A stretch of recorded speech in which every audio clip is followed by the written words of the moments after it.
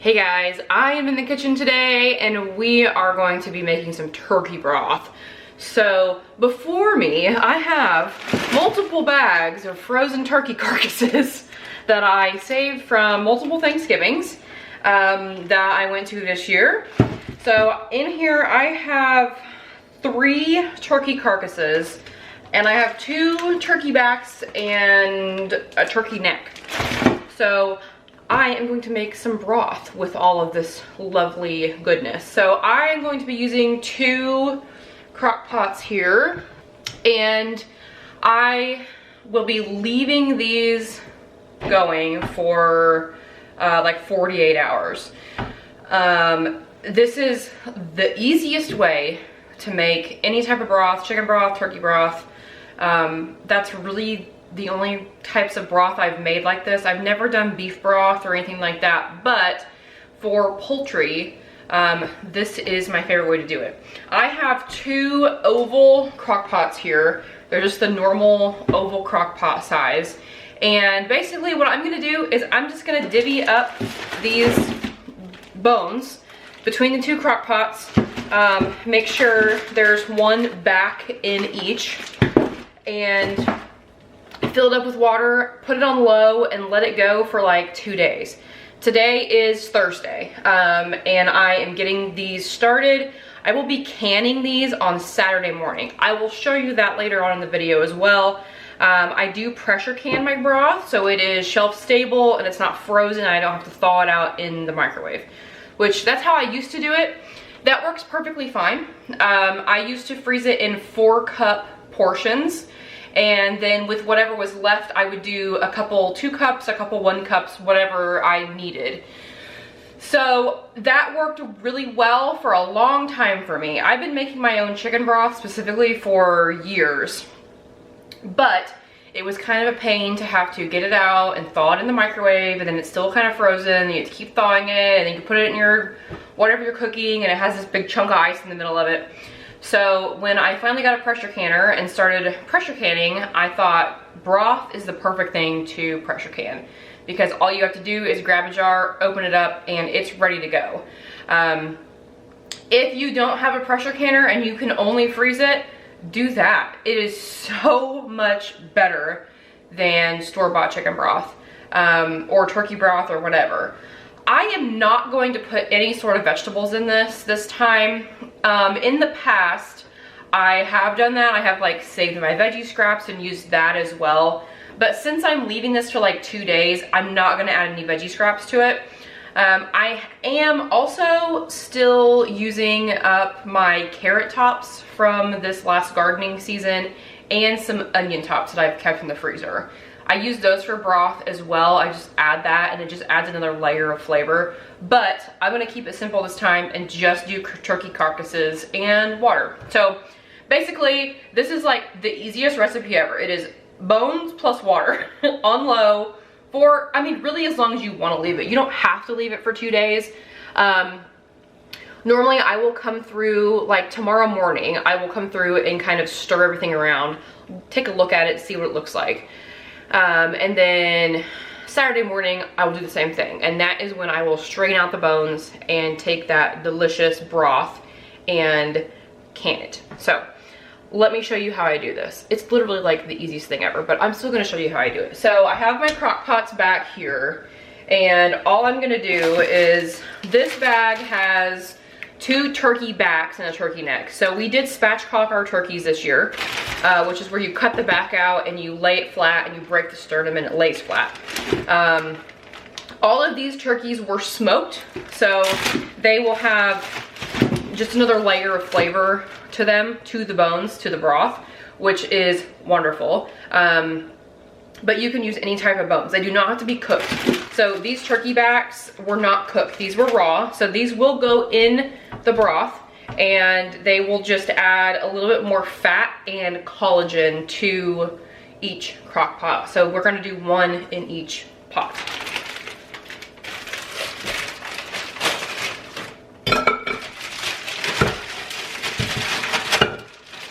Okay, the backs are in.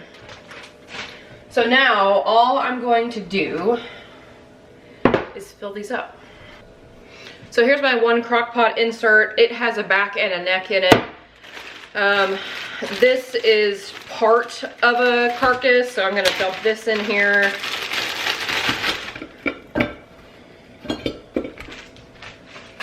And then these two bags also have bones in them.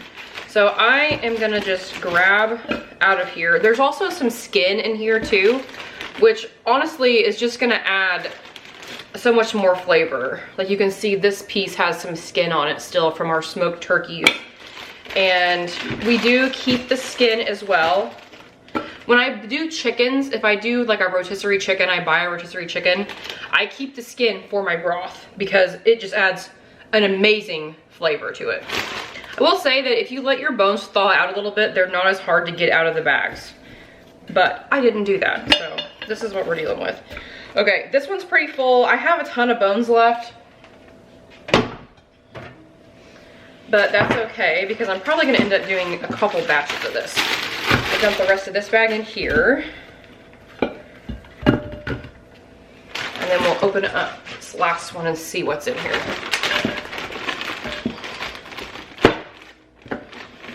Now I don't save bones that people have eaten off of. Like if someone eats a drumstick, I don't save that bone.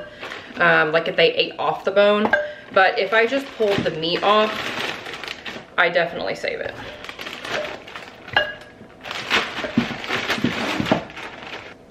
Okay, I'm gonna call that good for now. I can add more bones later as this stuff thaws and breaks down a little bit. So, I got my bones in my crock pots. So now literally all I'm gonna do is just fill these up with water. And I am using filtered water for this. If you don't have filtered water, you don't have to use it, but I am using it just because, you know, it's a little better. And I fill them all the way up to the top. You don't, I mean, fill it up as far as you can fill it up. And then all I'm gonna do, this one's full, I'm actually gonna put it on high just to thaw these bones out and then put it on low in a few hours. Put the lid on it and leave it.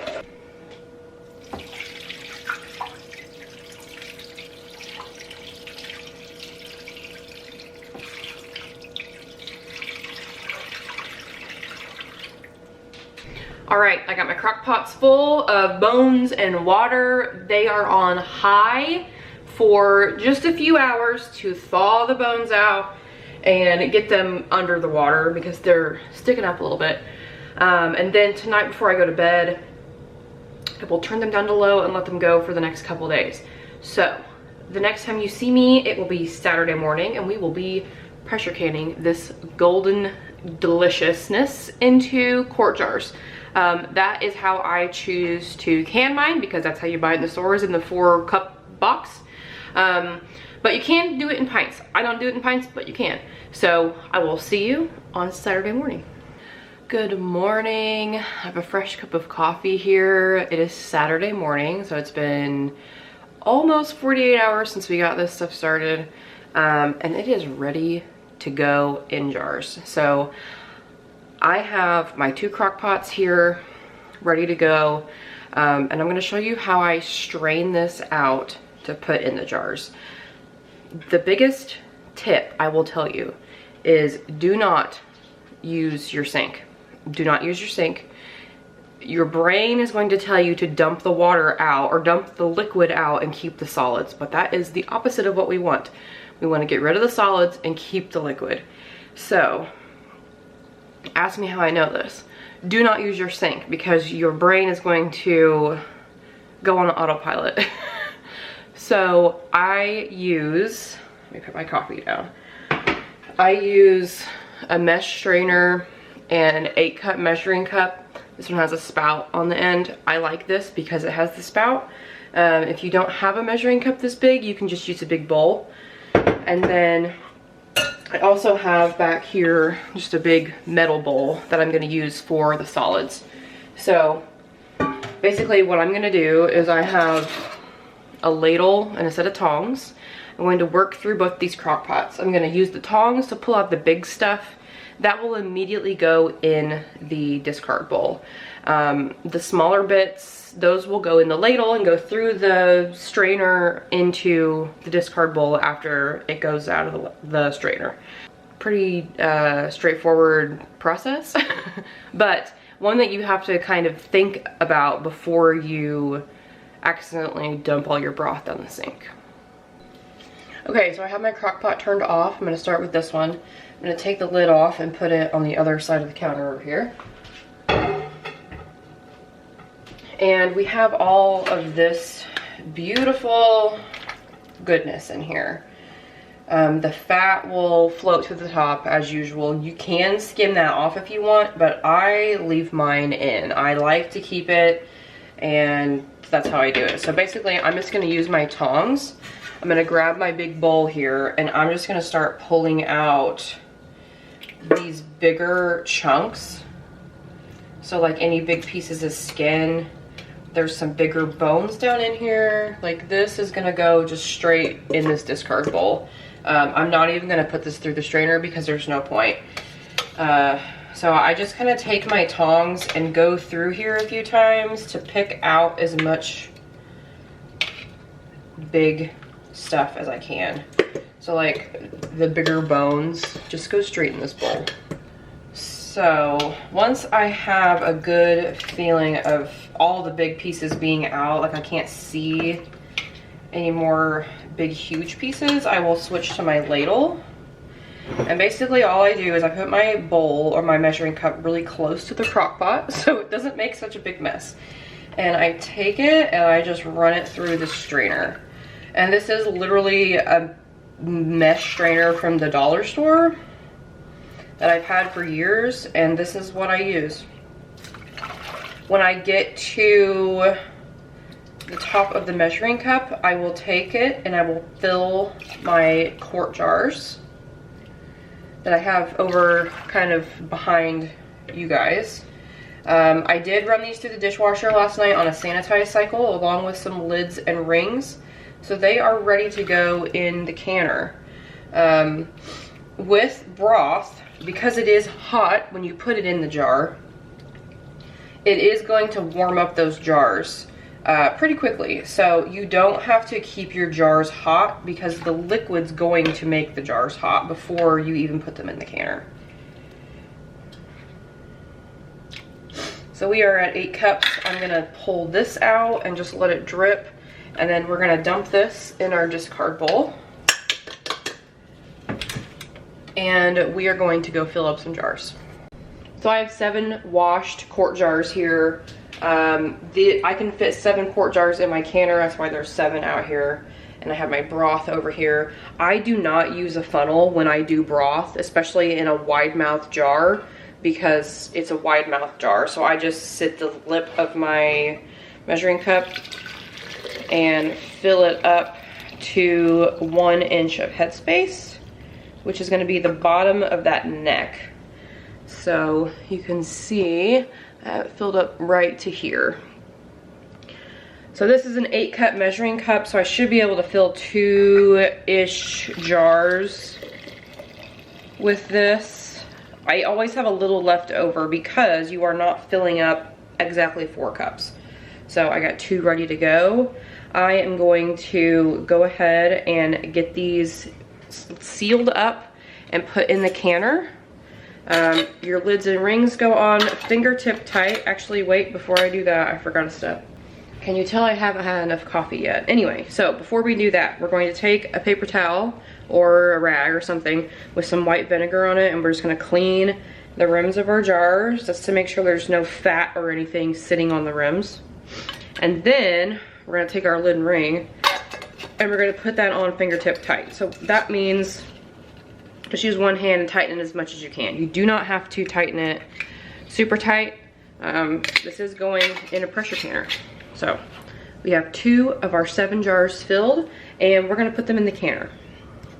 Now my canner, I have the Presto 23 quart canner. Mine uses 3 quarts of water for anything you're canning. So I will put 3 quarts of water in the bottom of the canner and then load my jars in. Read the manual of your canner before you start. Mine takes 3 quarts. I don't know about any other type of pressure canner. I just know the Presto 23 quart uses 3 quarts of water.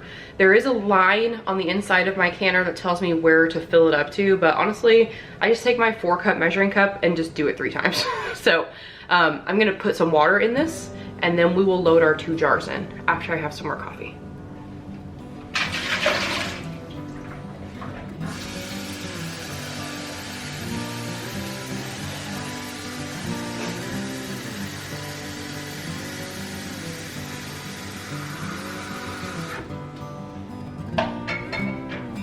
All right, we have 2 jars ready to go.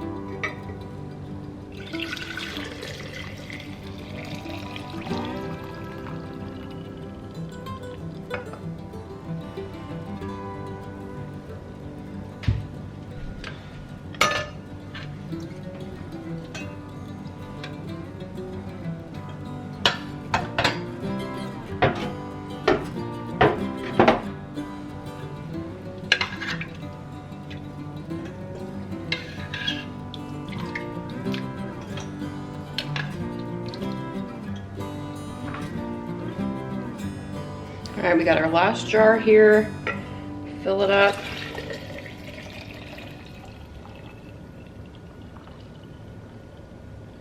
And with what's left, I will actually just put this in a pint jar and put it in the fridge. So we're gonna clean our rim, put our lid and ring on, get it in the canner. So the next step when we are pressure canning is to put the lid on our canner. Once you have it filled up, you're gonna take your lid. Mine has little arrows on the handle and on the lid that you line up, and it goes down and then you twist the lid.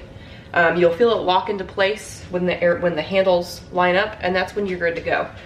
Crank your heat up to high on your burner, and we are going to let this sit until a steady stream of steam comes out of this little valve right here. I will show that to you when it happens. It can take a little while, so go about your business. Don't leave a canner unattended ever, but you don't have to stand in here and watch it. As you're getting more familiar with pressure canning, you'll become more comfortable like going in the next room. I know that the first time I pressure canned, I actually sat in here with the canner the whole time because I was nervous and I didn't know what I was doing. But now I'm way more comfortable and I have no problem going into the living room, which is just the next room, making breakfast, whatever I need to do. So we are going to let this do its thing and come back. Okay, so it's been about 25-ish minutes and we have our steady stream of steam. I'm trying to get it so you can see it. You can kind of see it up here. It's just coming out steadily. It's not sputtering or anything. So we're gonna let this vent, just like this, don't touch it, for 10 minutes. And then we're going to put our weight on that right there. Okay, our timer just went off. You can hear it. It's loud. So I'm going to put my weight on, and I'm going to watch the dial gauge for it to come up to 11 psi. I am going to slowly turn down the heat as the pressure builds, because you do not want it to go over like 13 psi. So the sweet spot for me on my Presto at my elevation is 11 psi. Now, once it reaches 11, that's when I'm going to start my timer. And for quarts of turkey broth, we are going to let them go for 20 minutes. So once it reaches 11 psi, start your timer. Watch it, turn your heat down slowly, and keep it between 11 and 13 psi for a dial gauge canner. Okay, so I'm zoomed way in so you can see this, but my gauge is wholly in the 11 psi mark. My canner has a thicker mark for 11 because it's like the most common psi. So it's wholly in that mark. I do have my heat back here turned down to like medium at this point. And I have my timer set for my 20 minutes. So now I'm going to watch this. I'm going to make sure it doesn't go over 13 psi. Continue to slowly turn that heat down, tiny increments at a time, and we'll be good to go. Timer's going off. I'm going to turn that off, and all I'm going to do is cut the heat on the canner, and we're going to let it sit for a few hours. You at least want to wait until the pressure comes down to 0 on the gauge, but I like to wait longer than that, especially when I do things like broth. The cooler the canner is when you open it, the less chance you have of things siphoning out the top, and the more will still be in the jars. So I usually leave mine until it's cool off, really. So it's like 10 o'clock in the morning right now. I probably will not open this until later this afternoon. So when I open it, I will show you, but this is all you're gonna do now, is just let this sit. Go on about your day. Okay, so it has been like 2.5 hours. The canner is completely down to 0 pressure. I'm gonna take the weight off, and we're gonna open this up. The only thing you need to get the jars out is one of these, a jar grabber. I guess you don't have to have this, but I don't know how else you get them out. These, you can get these at like Walmart or Amazon or wherever. They are wonderful. I'm just gonna twist my lid, pull it off away from you, and there we go. She is open. It looks wonderful. And we're gonna pull them out. So when you pull them out, do it slowly if they're still hot. These are still hot. So I'm gonna pull them out pretty slow so that way the cool air around them does not immediately rush in.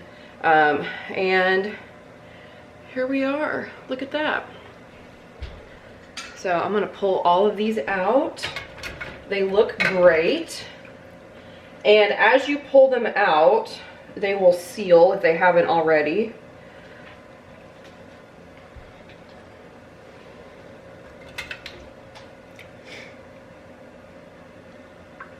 Get all that nice fat on top. I like to keep that. You don't have to, but I like to keep it. I think it just adds more flavor. As it sits, it will solidify, so if you don't want it later, you can always take it out. But these look wonderful, and it looks like